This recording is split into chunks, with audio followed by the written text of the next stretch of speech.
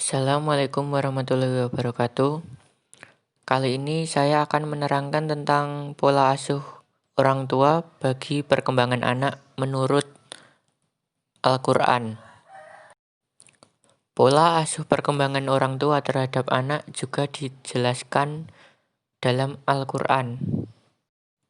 Contohnya yaitu pada surat As-Saffat 37 ayat 102 yang berbunyi falamma balagha ma'ahus sa'ya qala ya bunayya inni ara fil manami anni adbahuka fanzur madza tara qala ya batif alma tu'maru satajiduni insya Allahu minas sabirin, yang artinya maka tatkala anak itu sampai pada umur sanggup berusaha bersama-sama Ibrahim berkata, "Hai anakku, sesungguhnya aku melihat dalam mimpi bahwa aku menyembelihmu, maka pikirkanlah apa pendapatmu." Ia menjawab, "Hai bapakku, kerjakanlah apa yang diperintahkan kepadamu. Insya Allah kamu akan mendapatiku termasuk orang-orang yang sabar." Nabi Ibrahim menggunakan metode dialog seolah-olah meminta pendapat putranya. "Wahai anakku, aku melihat dalam mimpiku, aku menyembelihmu. Bagaimana menurut pendapatmu?" Kebijakan sang ayah ini pun dijawab dengan ketegasan dan kesabaran seorang anak. "Ya Allah, ya ayah, kerjakanlah apa yang Allah perintahkan kepadamu. Insya Allah engkau akan mendapatiku termasuk golongan orang-orang yang sabar." Nah, dari dialog tersebut kita melihat bagaimana seorang anak dapat memahami betapa ayahnya mendapat perintah Allah Subhanahu wa taala yang begitu berat. Lalu dengan segala kerendahan hatinya dan tak lupa menyebut kata insya Allah, anaknya yang dalam cerita ini disebutkan namanya Ismail berusaha meyakinkan ayahnya bahwa ia siap membantu ayahnya untuk mentaati perintah Allah Subhanahu wa taala tersebut. Melalui surat tersebut, pola asuh demokratis sudah diterapkan oleh Nabi Ibrahim saat membesarkan Ismail, sehingga ia dapat tumbuh dan berkembang secara optimal, sehingga ia memiliki kepribadian yang kuat dan dapat mengembangkan kreativitasnya dengan baik. Dalam menyelesaikan masalah dibutuhkan musyawarah untuk mencapai hasil yang baik.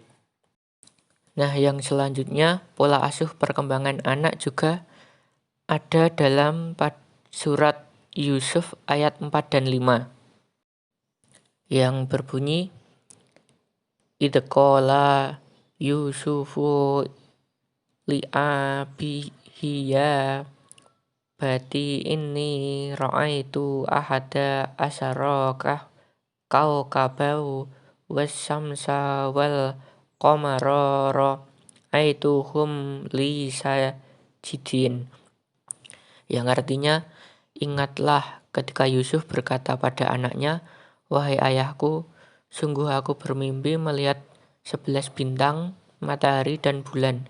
Kulihat semuanya sujud kepadaku."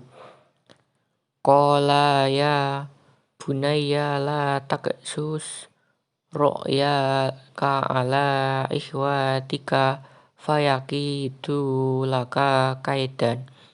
Inna syaitana lil insani aduwwum mubin.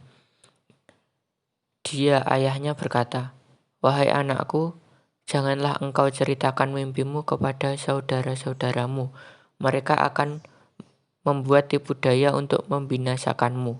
Sungguh setan itu musuh yang jelas bagi manusia."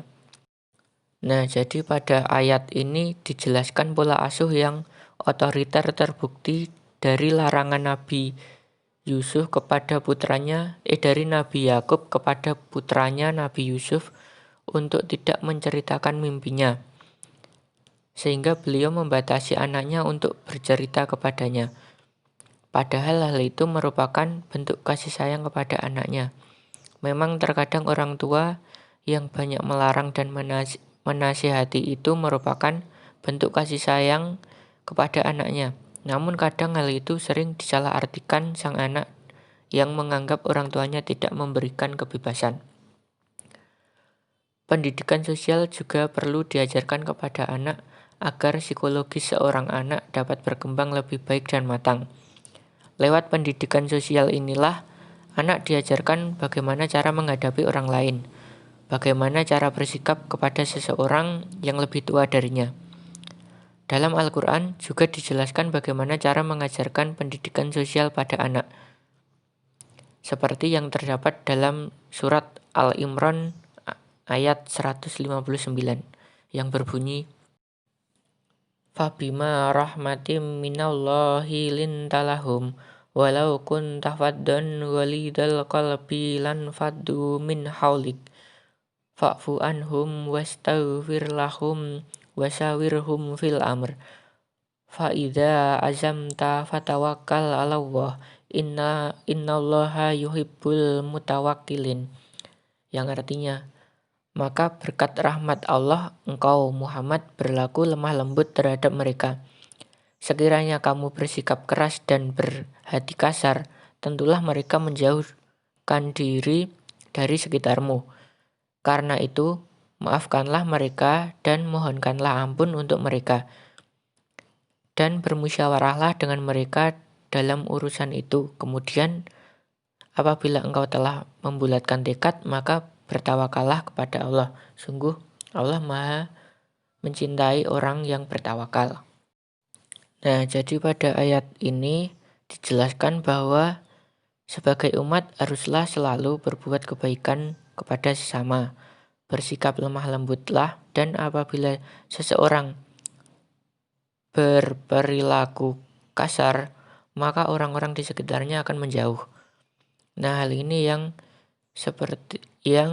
harus orang tua ajarkan kepada anaknya agar sang anak dapat tumbuh menjadi pribadi yang baik dan agamis.